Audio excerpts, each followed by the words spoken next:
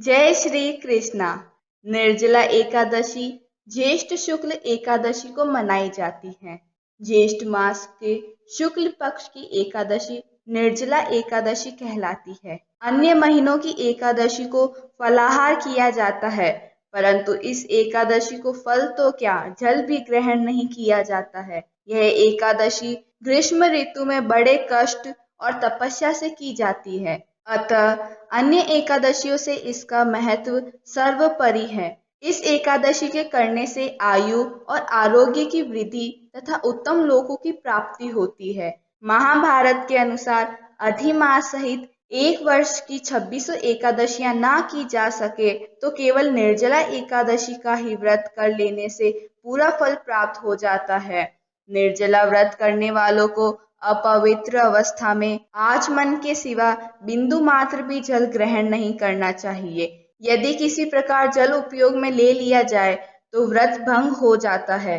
निर्जला एकादशी को संपूर्ण दिन रात निर्जल व्रत रहकर द्वादशी को प्रातः स्नान करना चाहिए तथा सामर्थ्य के अनुसार सुवर्ण और जल युक्त कलश का दान करना चाहिए। इसके अनंतर व्रत का पारायण कर प्रसाद ग्रहण करना चाहिए।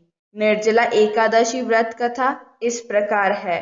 पांडवों में भीमसेन शारीरिक शक्ति में सबसे बढ़ चढ़कर थे। उनके उदर में वृक नाम की अग्नि थी, इसलिए उन्हें वृकोदर भी कहा जाता है। वे जन्मजात शक्तिशाली तो थे ही, नागलोक में जाकर वहां के 10 कुंडों का रस पी लेने से उनमें 10,000 हाथियों के समान शक्ति हो गई थी। इस रसपान के प्रभाव से उनकी भोजन पाचन की क्षमता और भूख भी बढ़ गई थी। सभी पांडव तथा द्रौपदी एकादशियों का व्रत करते थे, परंतु भीम के लिए एकादशी व्रत दुष्कर थे।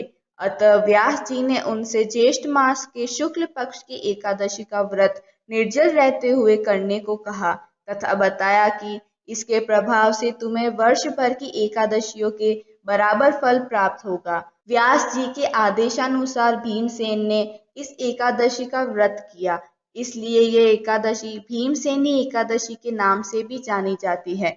धन्यवाद।